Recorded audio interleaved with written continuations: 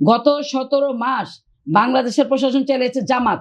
তারা ভেবেছে তারা এইভাবেই তারা প্রশাসন চালাবে। কিছু আওয়ামী লীগ সরিয়েছে, কিছু তারা দখল করেছে, বিএনপির অস্তিত্বটা রাখেনি। বিগত দিনে এই যে উনি যে বললেন যে ছাত্র যে যারা যোগ্যতা আছে, এই যে আপনি আমি যে বললাম যে আমাদের দুটা বোন আজকে তাদের কর্মফলে তারা এখানে এসছে, উনি সাধুবাদ না জানি উনি বললেন যে এটা দলের থেকে আসছে। আর তারা তো বিগত 17 বছর কোনো পোস্টিংই পায়নি, তারা ঢাকার কিন্তু আশেপাশে কোথাও আসতে পারেনি। তারা আজকে তাদের যোগ্যতা তারা এখানে এসছে।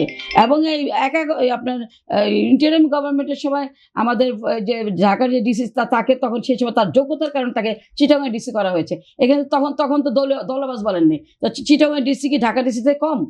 সে ওই তো চিটাগাং ডিসি ছিল, তো ঢাকা ডিসি করা হয়েছে। এইগুলো আসলে শোনেন, গত 17 মাস বাংলাদেশের প্রশাসন চালিয়েছে জামাত। তারা ভেবেছে তারা এইভাবেই তারা প্রশাসন চালাবে। রাষ্ট্রযন্ত্রে যদি আপনি বলেন, রাষ্ট্রযন্ত্রে যদি আমাদের কথা বলা হচ্ছে, আমাদের তো লোকই নেই।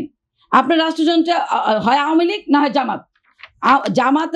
জামাতে ইসলামের গত 17 মাসে ইউনিট সরকারের সময় যত নিয়োগ হয়েছে, এবং সেখানে একেবারে চোখ বন্ধভাবে জামাতে ইসলামের নিয়োগ দেওয়া হয়েছে। সেখানে কিছু আওয়ামী লীগ সরিয়েছে, কিছু তারা দখল করেছে, বিএনপির অস্তিত্বটা রাখেনি।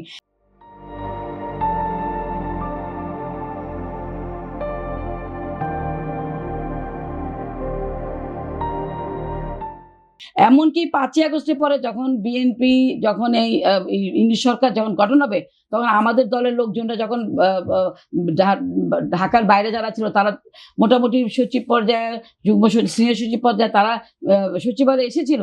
কিন্তু হতাশাজনকভাবে তাদের প্রত্যেকের এশিয়ার যখন দেখেছে তারা বিএনপির সাথে সম্পৃক্ত, তারা কোনোভাবে ছাত্র দলের সাথে সম্পৃক্ত, যে কারণে আওয়ামী লীগ তাদেরকে সরিয়ে রেখেছে। তাদের একটা লোককে পোস্টিং দেয়নি, একটা লোক আমরা গত 17 মাসে বলতে পারবেন যে একটা ভালো জায়গায় তাদেরকে পোস্টিং দেওয়া হয়েছে। প্রত্যেকটা জামাত ইসলামের লোককে দেখে তাদের প্রত্যেকটা জায়গায় আগের ভিসি, ঢাকা বিশ্ববিদ্যালয়ের আগের ভিসি কে ছিল? সে জামাতের লোক ছিল। তারপরে তারা কি করেছে, এই যে বর্তমান প্রক্টর থেকে শুরু এখনো তাদের লোক রয়ে গেছে। তারা তো একটা ছাত্রদলকে ঢোকানোর জন্য একটা প্রক্রিয়া তারা গ্রহণ করেনি, বরং এখন ছাত্রদল যখনই বলছে আমরা হলে যাব, তারা তখন বলেছে এই দখলদারিত্ব, এখানে কোনো আইন শৃঙ্খলা পরিস্থিতি অবনতি হবে, বিভিন্ন কথা বলে আমাদের ছাত্রদলকে ঢুকতে দেওয়া হয়নি। এখানে যে আমি যে কথাটি বলবো যে গত 17 মাসে তারা যেভাবে তারা দেশ চালিয়েছে, এনসিপি এবং এনসিপিতে জামাতে ইসলামের একটি অংশ বলে কোনো লাভ নেই, তারা ছাত্র শিবির থেকে এসছে ম্যাক্সিমাম। তো কাজে জামাতে ইসলাম আর এনসিপি যেভাবে তারা দেশটা শাসন করেছে, তারা সেই কারণেই তারা এই মুহূর্তে তারা নির্বাচনও চাইলে। যে কথাটি আমাদের স্বরাষ্ট্রমন্ত্রী গতকাল সংসদে খুব সুন্দরভাবে বলেছেন যে জাতীয় সনদে যেই আপনার ক্লজগুলো দেওয়া হয়েছিল, যেখানে আমরা নোট অফ ডিসেন্ট দেওয়া হয়েছিল, পরবর্তী যখন সই করতে গেছে তখন যে দেখে যে নোট অফ ডিসেন্টের যেই ছিল সবগুলো সম্পৃক্ত করে আপনার জাতীয় সনদ তৈরি করা হয়েছে। তিনি ক্লিয়ারলি বলেছেন যে আমরা যদি সেই সময়ে আমরা এই জাতীয় সনদ এই জিনিসগুলো যদি না মানতাম, তাদের এই যেভাবে তারা জাতীয় সনদ তৈরি করে নিয়েছে সেটা যদি না মানতাম, তাহলে হয়তো জাতীয় নির্বাচনটাই অনুষ্ঠিত হতো না। সেই কারণে বিএনপি অনেক কিছু সহ্য করে জাতীয় নির্বাচনকে ত্বরান্বিত করার জন্য সে জাতীয় সংসদে সেখানে সই করে তারা তখন তারা বেরিয়ে আসতে বাধ্য হয়েছে। সর্বশেষ প্রশ্ন সেটি হচ্ছে, আপনিও সংরক্ষিত আসনের সদস্য হতে যাচ্ছেন, আমরা আশা করবো যে শপথ নেওয়ার পরে আপনি এমপি হতে যাচ্ছেন। প্রশ্নটা হচ্ছে যে কোটা বা সংরক্ষিত আসন ব্যবস্থা কি নারীর ক্ষমতায়নে কার্যকর ভূমিকা রাখছে, নাকি এর সীমাবদ্ধতা আছে? আপনি কি মনে করেন? না, কোটাতে তো আসলে আমরা তো প্রথমেই বলেছি যে আমরা আসলে কোটাতে তো থাকতে চাই না, কিন্তু যে আমি বললাম 33% আমাদের সেভাবে যোগ্য আমরা নেতৃত্ব বের করতে পারিনি বলে কিন্তু 33% নেতৃত্ব আপনার কমিটিগুলো টানতে পারি না। আপনি যদি জেলা কমিটিতে যদি যান, 33% নারী নেতৃত্ব আনা সম্ভব?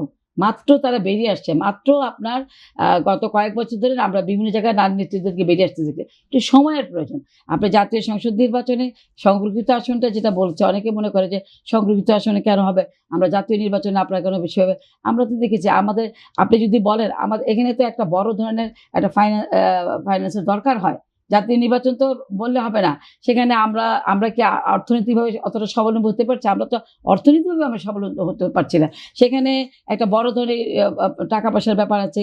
সেখানে আমাদের জয় পরাজয়, একটি দল যখন চিন্তা করে আমি সরকার গঠন করব, তিনি সেই দলটি চিন্তা করে কাদেরকে দিলে নির্বাচনে বিজয়ী আসবে, সেখানে অবশ্যই দেখা গেছে যে আমরা নারী নেতৃত্বরা হয়তো বা আমরা সেখানে আমরা আমাদের বিজয়ের তারা বিজয় হতে পারবো এই ধরনের পজিটিভ তারা আমাদের দেখে না, সেই কারণেই নমিনেশন দেওয়ার ক্ষেত্রে তারা অনেকটা পিছিয়ে যায়। তা আমি মনে করি যে সংরক্ষিত আসনদের থেকেই কিন্তু আমরা অনেকে দেখেছি যা অনেকে বেরিয়ে আসছে, অনেকেই তো জাতীয় নির্বাচনের জন্য প্রস্তুতি গ্রহণ করে। সে কারণে আমি বলবো যে আমরা জাতীয় সংরক্ষিত আসনে যারা আছে তারা আগামী দিনে এই যে নিজেকে তৈরি করা, নিজের এলাকায় নিজেকে সেভাবে পরিচিত করা, আস্তে আস্তে এভাবেই কিন্তু আমরা এগিয়ে যাবো। এবং আমি মনে করি যে জাতীয় আগামীতে অবশ্যই এদের আমাদের সরাসরি নির্বাচনের সংখ্যা অনেক বাড়বে এবং সেটা একটি বড় অবলম্বন হচ্ছে এই সংরক্ষিত নারী আসন।